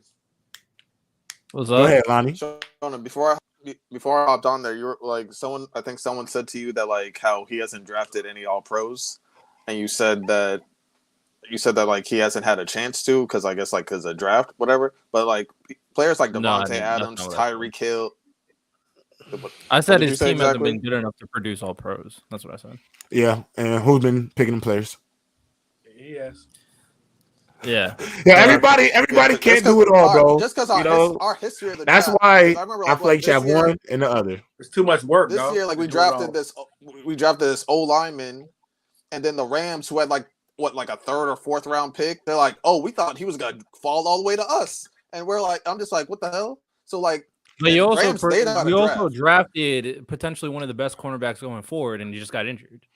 No, that was probably our best pick in a long time, Christian Gonzalez. That's our best pick in a long time. But then the second round, we drafted a wide receiver who was projected. I root for the Jets, but I like. Listen. Time out. I love the game of football more than any sport. I am a football. Like that. I didn't say R. Did I say R? You said R. You said that's the best pick. We are. My bad. I don't mean it like that. I didn't mean it like that. Excuse me. My bad. That was the best pick they made in a long time, Christian Gonzalez. Actually, know what other hot take I got? Oh, I can't believe I'm allowed to say this. I think the New York Jets are about to hand the Eagles their first loss of the season this weekend. Yeah, I see somebody post that in chat. And I'm gonna tell you why. We were. You know what our all-time record is against the Eagles is? Oh, y'all haven't 0-12. 0-12. Damn. So at some point in life, you gotta get one. And I think this weekend we're gonna get the one. I think 13 is the unlucky 13 is an unlucky number. It's an unlucky number. And so I look at it as a situation. Boy Wonder, he stole your hot take, Boy Wonder. That was your hot take. He put that in here? I didn't see it. What did he say? Yeah, Boy Wonder say he got them giving their first L. Shout out to Boy Wonder then. He's speaking my language. I didn't see it. I didn't see it. But with that being said, we about to slide soon. Any last comments before we end the stream? As always, If we get Caleb Williams, put your hat like on, them man. high school players do, taking my talents back to DC. All I'm saying. We? What do you mean That'd be we? such Your a we is dope not move. Washington. He belongs. Your we is the Carolina Panthers. I am no longer a Panthers fan. I'm with the city, Yeah, baby. but I'm coming home. I'm coming home. He belongs with the Patriots, bro. He yo, belongs you with got on. us. Wait. Is that you got on a vest? You got on a vest fanny pack? Oh no, it's a glit bag. A what bag? It's a DC bag, glit bag. We keep our pistols in here. I'm sorry, my bad. I'm sorry. My bad. You know, whatever. Any last comments on the way out, y'all? Hey man, I will say this: all those people that was so quick to turn on Joe Burrow, he don't want you back. Yeah, don't come back. Yeah, don't come back. Don't come back to my dog JB, man. Y'all are weirdos. The weirdos thing is my boy been cookies since he got to this league. Went to a Super Bowl, AFC championships. People forgot when he got hurt. He get hurt, have 3 bad games, and what do I hear from these weirdos? Y'all not talking about Joe Burrow like y'all talking about all the other players who have not done enough. They ain't do nothing what Joe Burrow did. Has But 1 bad game, has 2 you bad feel games. me? Like, bro, y'all weird. Yeah, they are weirdo energy, weirdo energy. Y'all tripping. Weirdo energy, but it is what it is. But the last thing I gotta say on the way out is, I'm covering the Lakers for a company called Digest Media. Our channel just started called Lakers Digest, so I'm out here all basketball season long spewing Lakers propaganda. So I'm gonna throw this link in here. Make sure I go subscribe. This is a different version of J-Rob. I'm definitely using my TV voice for sure. There's a level of professionalism that I have to exude, but would love for y'all, and it would mean a lot if y'all go subscribe to that. And I appreciate y'all for supporting me and the group and the guys up here. Go ahead, Shonen. One more hot take. Chargers aren't making the playoffs. There we go. Well, I like that. I like it, but I don't want to say it because they're gonna call me a hater. Go ahead, Lonnie, on the way out. Anything, Cas B, anything on the way out? Y'all good? Isaiah's definitely gonna score a touchdown and have at least a 9-8 record. G-Mac show. Who is going to win the Super Bowl? J-Rob. 49ers. I ain't gonna lie. Y'all gonna hate my answer. Don't talk nasty, J-Rob. Please. The Baltimore Ravens. Baltimore Ravens. I'm right here, so the city would be lit. Baltimore. No, I'm not. It's not impossible. It's not an impossible thing to say though, and I'm gonna tell you why. I think the Ravens will be their healthiest on the back end of the season. I do think they make that trade for a wide receiver. I do think Odell Beckham gets healthy late on the back end of the year, and because the AFC has so much parity, I think the most parity it's had all year. I'm going to take the Ravens to get out of the AFC this year. I think they got a lot of things, and obviously I think sometimes they play down to their competition, but I think they're going to be one of those teams that get hot late, kind of like how the Bengals got hot late on their Super Bowl run. I think that happens a lot in the NFL, so I'm going to go there. And then out of the NFC, I got the NFC Championship, a rematch between the 49ers and the Eagles.